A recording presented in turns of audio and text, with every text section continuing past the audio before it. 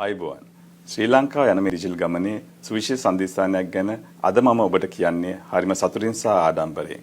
අපේ ගෞපේ සේවාව හරහා සිදුවුණු ගනුදෙනු දැන් රුපියල් බිලියන ඉක්මවා ගිහින්.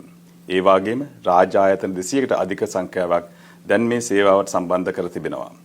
ගෞපේ කියන්නේ නිකම්ම ඩිජිටල් වේදිකාවක් නෙවෙයි. මෙය අඩු ඩිජිටල්කරණයට ලක් වී ඇති රාජ්‍ය ආයතන සමග පවා ඉතා වේගයෙන් හා සුමටව ඒකාබද්ධ විය හැකි ඩිජිටල් ගෙවීම් විසඳුමක්. ට්‍රැෆික් ෆයින් එක, විශ්වවිද්‍යාල පාඨමාලා ගාස්තු, නැත්නම් වෙනත් රජයේ සේවාව සඳහා ගෙවන ගාස්තු වුණත් ගෞපේ නිසා දැන් ඔබට පොලිම වල නොසිට අතින් සල්ලි හසුරවන්නේ නැතිව ඔන්ලයින් ඩිජිටල් මාර්ගයෙන් ගෙවන්න හැකියාව ලැබෙනවා.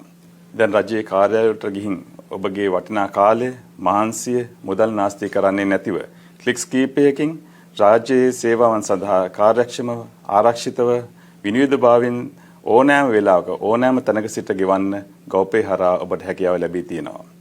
මේ මුදල් රහිත සමාජයක්, ඒ කියන්නේ කැෂ්ලස් සොසයිටි ගොඩනැගීම සඳහා අප යන මාවතේ තැබූ එක් විශාල පියවරක්. ඒත් අපි මේක තාම පටන් ගත්තා විතරයි. ඊළඟට අපි ලංකා කිව්වා සේවාව නැවත දිවත් කරනවා. ඒ හරහා පාර අයිනේ තියෙන පෙට්ටි කඩයකට උනත් කිසිම ගාස්තුවක් නැතුව, ඒ කියන්නේ 0% කමිෂන් නැතිව QR පේමන්ට් කිරීමට හැකි පහසුකම් ඇති කරනවා. මුදල් වෙනුවට ඩිජිටල් ගෙවීම් හරහා කැෂ්ලස් සමාජයක් වෙත පරිවර්තනය දිරිමත් හා විනෝදජනක දෙයක් කරන්න අපි එම සේවාව ගේමිෆිකේෂන්, ඒ කියන්නේ ක්‍රීඩා ස්වරූපයෙන් සහ දිනුම් ත්‍යාග ක්‍රමයක් ඇතිව ලබන අවුරුද්දේ මුල හඳුන්වා දෙන්න අපි බලාපොරොත්තු වෙනවා. මේක ආකාරයට වඩාත් කාර්යක්ෂමව, වේගවත් සහ ඩිජිටල්කරණයෙන් සවිබවල ගැන්වූ ශ්‍රී ලංකාවක් නිර්මාණය කරන්න අපට හැකි වේවි.